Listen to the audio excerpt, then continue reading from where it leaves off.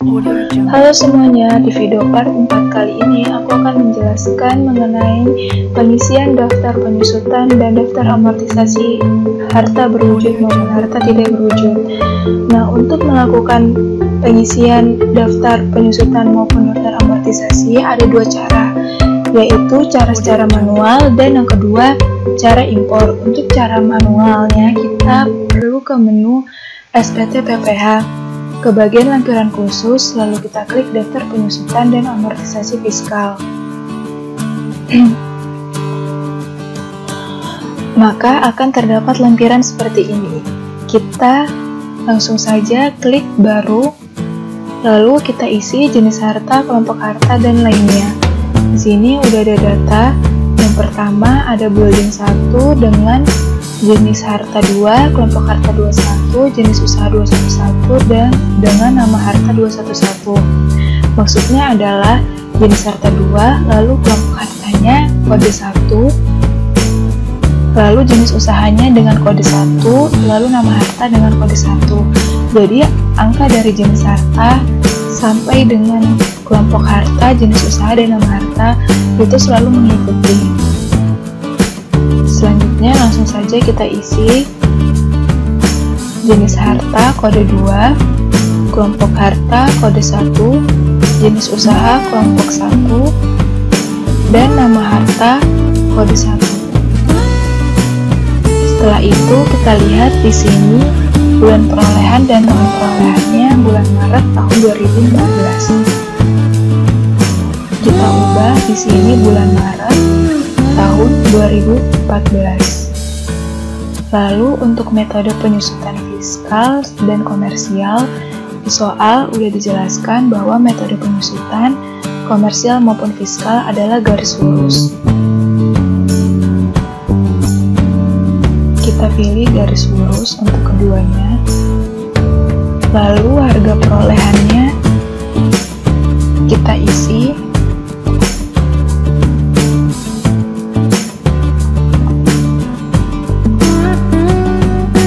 Setelah itu akan secara otomatis terisi nilai buku dan penyusutan fiskal tahun ini. Untuk catatan tentang harta bisa kita lihat di sini di keterangan nama harta.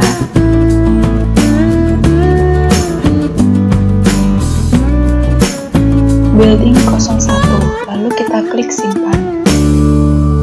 Jika ingin mengentry data baru secara manual, kita klik yes. Jika tidak, kita klik no. Nah, demikian cara pengisian secara manual. Selanjutnya, aku akan ngejelasin gimana caranya untuk mengisi secara import. Untuk langkah yang pertama, kita perlu membuat file CSV. Untuk formatnya, kita bisa lihat di folder SPT PPH Badan yang pertama kali kita download. Lalu kita ke folder SPT Badan, kita buka contoh data impor penyusutan. Nah, di sini udah ada isinya dan ada penjelasan di setiap kolom. Untuk kolom 1 diisi dengan kode 1, 2, dan 3. Untuk isinya ini kita hapus saja karena kita hanya butuh format yang ada di atasnya. Selanjutnya kita isi mulai dari jenis harta. Untuk jenis harta sendiri, kode 1 untuk harta berwujud, kode 2 untuk kelompok bangunan, dan kode 3 untuk harta tidak berwujud. Langsung saja kita isi dari data yang sudah kita buat di kertas kerja Excel.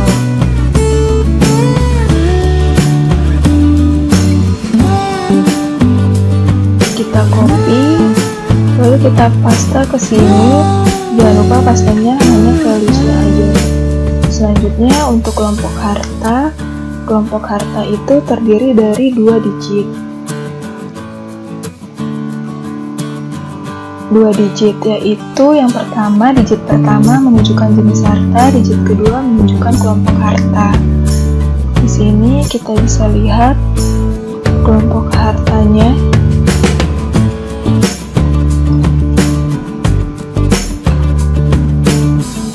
Kita paste secara values-nya aja. Selanjutnya kita isi jenis usaha. jenis usaha terdiri dari 3 digit. Untuk pengklasifikasian jenis usaha, kita bisa berpacu pada PMK 96 tahun 2019 untuk jenis harta berwujud.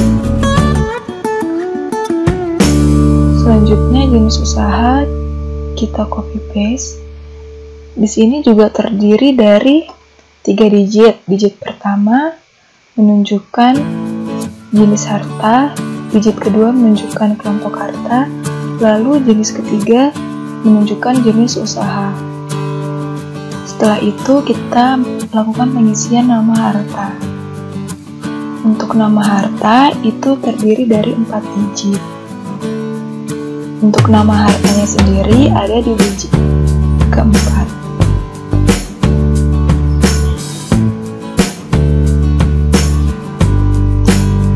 Selanjutnya kita paste values-nya aja. Lalu untuk bulan perolehan dan tahun perolehan.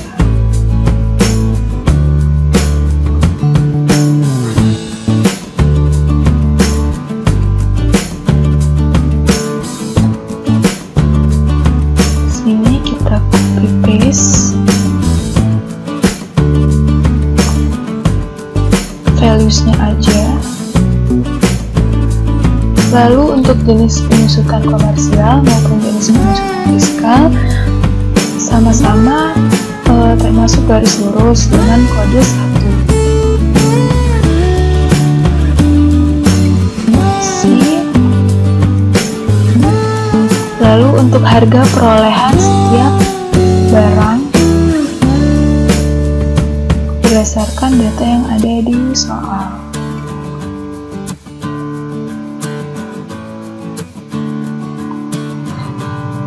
Kita copy, jangan lupa pastenya values-nya aja agar tidak terjadi error. Lalu untuk nilai sisa buku, ini adalah nilai sisa buku sebelum perhitungan penyusutan. Nilai sisa buku per 31 Desember 2017.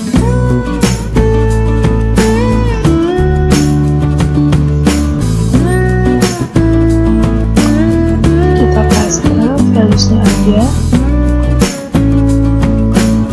Lalu untuk penyusutan perhitungan fiskal tahun ini perlu diperhatikan, kita harus menghitung berdasarkan rumus. Kalau yang tadi nilai sisa buku juga kita hitung berdasarkan rumus yang ada, lalu penyusutan juga demikian.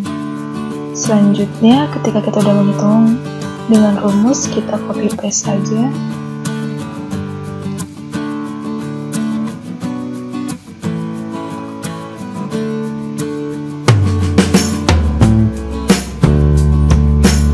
Untuk penyusutan fiskal tahun ini, kita paste values-nya aja. Selanjutnya untuk keterangan nama harta. Keterangan nama harta ini diisi berdasarkan data yang ada di awal tadi, yaitu keterangan nama harta. Untuk keterangan nama harta perlu diperhatikan, jangan sampai ada petik atas, petik 1 atas, karena kadang itu yang membuat data yang kita import error, tidak bisa dimasukkan.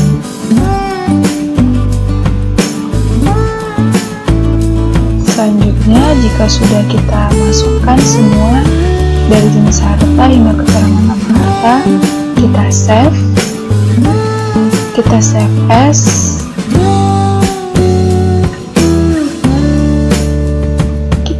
Ini namanya dengan data import penyusutan dengan format CSV, delimited.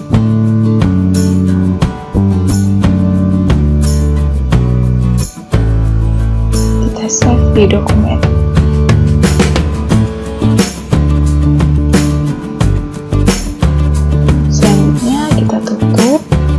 Selanjutnya kita lakukan import. Untuk melakukan import, Lebih baik data yang kita isi secara manual kita hapus terlebih dahulu agar tidak terjadi error log.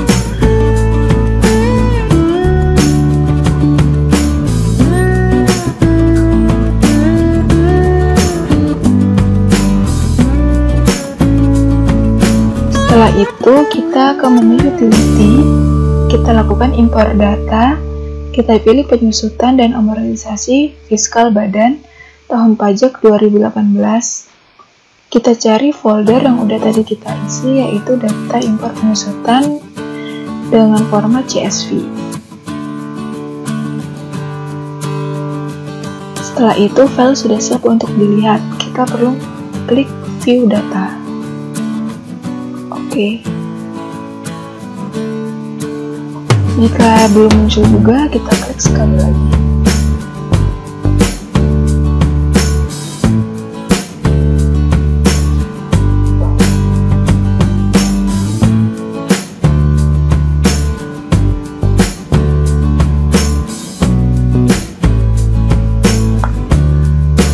Nah, proses loading data selesai.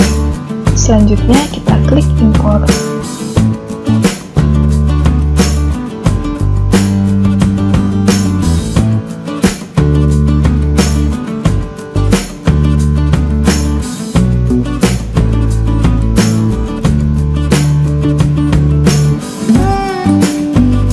Proses impor selesai, tidak ada data yang gagal diimpor.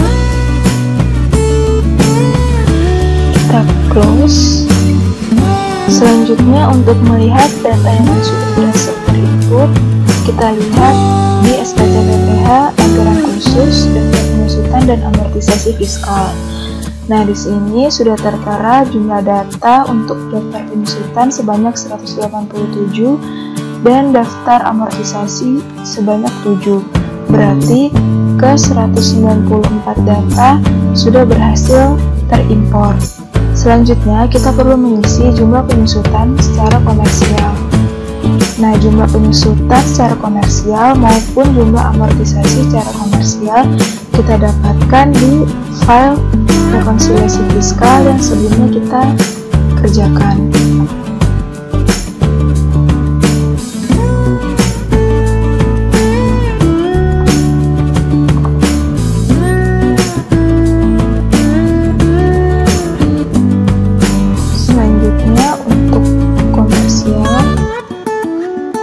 Biaya amortisasi.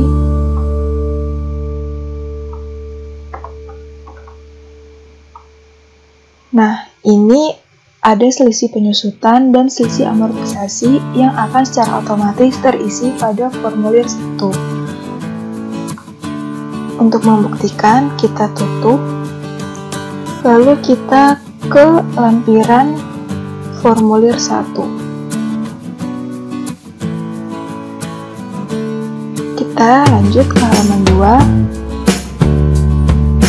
Nah, ini sudah ada selisih komersial amortisasi di atas amortisasi fiskal. Selanjutnya kita lihat di halaman 3, selisih penyusutan komersial di bawah penyusutan fiskal sebesar 149.674.000. Nah, di sini kita juga perlu menyesuaikan dalam perhitungan rekonsiliasi kita. Di sini kita isi saja selisihnya. Kita tambahkan di dalam ini penyusutan amortisasi.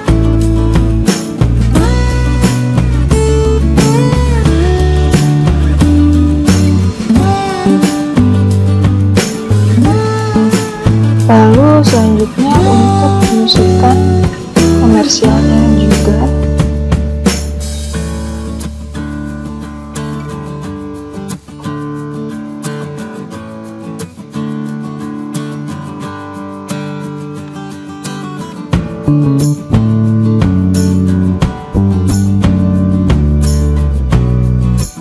Nah, di sini jika dijumlah akan menghasilkan jumlah A sampai dengan jumlah 5L sebesar 1M944.000.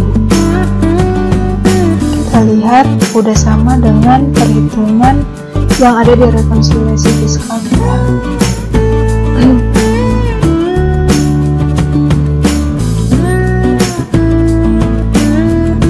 Selanjutnya untuk yang halaman 3, ini jumlah 6A sampai dengan 6D yaitu sebesar 1M 1 miliar 1,1 M. Nah, ini perlu kita ubah perhitungannya,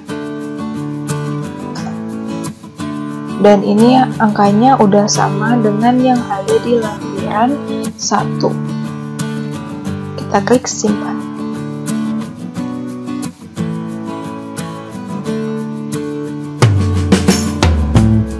Dalam melakukan impor data penyusutan maupun amortisasi fiskal, biasanya terjadi beberapa error log. Yang pertama, pada file CSV, pastikan untuk tidak ada tanda petik atas. Lalu, untuk nama hartanya, pastikan untuk masing-masing tidak ada nama yang sama. Walaupun ada nama yang sama, seperti building, bisa tambahkan angka 01, 02, 03, dan 04. Selanjutnya pada daftar penyusutan dan amortisasi fiskal, kita perlu menambahkan jenis usaha ataupun nama harta, semisal tidak tersedia secara otomatis di dalam aplikasi ISPT. Misalnya di sini kita perlu menambahkan jenis usaha sesuai kriteria pada PMK 96 tahun 2009. Nah, ini kita klik titik 3, lalu kita klik angka baru. Di sini kita bisa tambahkan nama jenis usahanya, lalu kita klik simpan. Begitu pula untuk nama harta. Jika pada saat mengimpor terjadi error log, kita tidak perlu panik. Kita baca saja error lognya, lalu kemudian lakukan pembetulan pada file CSV. Untuk melakukan pembetulan pada file CSV, kita perlu menyimpan ulang ke dalam file Excel workbook. Caranya kita klik Save As.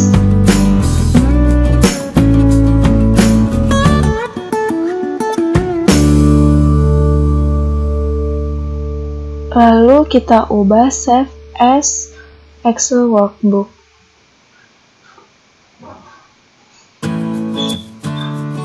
Nah, selanjutnya barulah kita bisa mengedit jika ada keterangan nama harta yang salah atau jenis harta atau yang lainnya. Demikian hasil video part 4 kali ini. Terima kasih sudah menonton. Jangan lupa klik like, komen, dan subscribe.